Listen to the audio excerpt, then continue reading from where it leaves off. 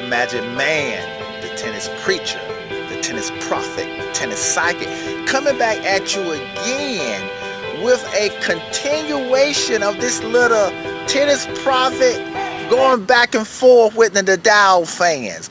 Now, one of the, I don't think this guy was a Nadal fan, but he made a comment. He said that he don't believe I should lower myself down to the Nadal fans' argument. And, but no, I want to say something to this guy. It's not lowering myself down. No. I believe that this is good. This is all good. Nobody's hating each other personally or nothing like that. And this right here, I like how the Nadal fans are coming back at me, whether they are accurate or not. What it does is, you remember I told you all, I want to do a greatness series. A lot of people don't understand how to measure people's greatness and how to compare different people's greatness. So I like this debate. I like this discussion. And so remember I told y'all, the Dow winning 16 majors was significant. Him winning or losing. And what it does is opening up all these greatness debates again. Like, can the Djokovic catch Nadal? How far is Nadal above Pete Sampras?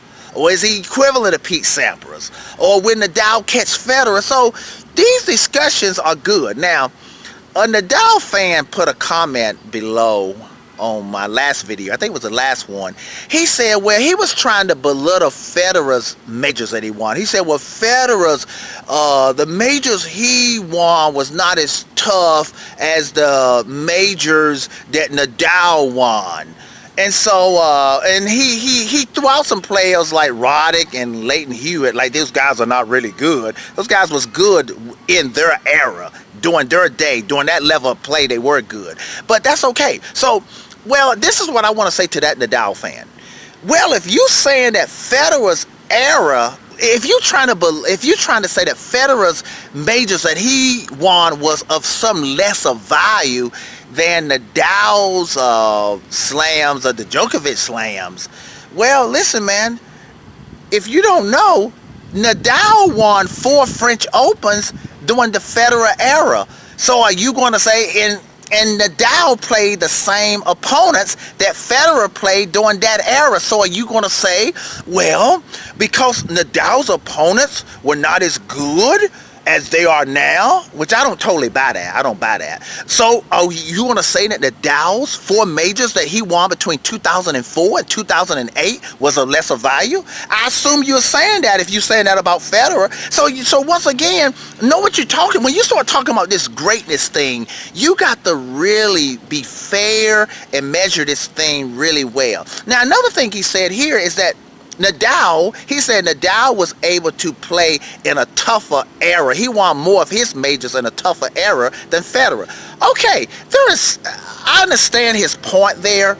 And I could say there could be some truth if you saying the Djokovic highest level was high. Of course, the Djokovic highest level is higher than the guys back then. But man, listen, there's an error in that too, because listen, man, if you forgot, this year, 36-year-old Federer, he went beyond what Nadal did 3 or 4 years ago. Federer, as a 36-year-old man, he won 2 majors. And had he not got hurt, most experts and even Nadal fans thought probably he would have won the U.S. Open and regained the #1 spot as a 36-year-old man. So, bro, listen, I mean, I understand where you're trying to come from with your argument, but bro, if you want to say who's really come back in top, it's Federer this year. And he beat Nadal in the Australian. He beat Nadal in Indian Wales.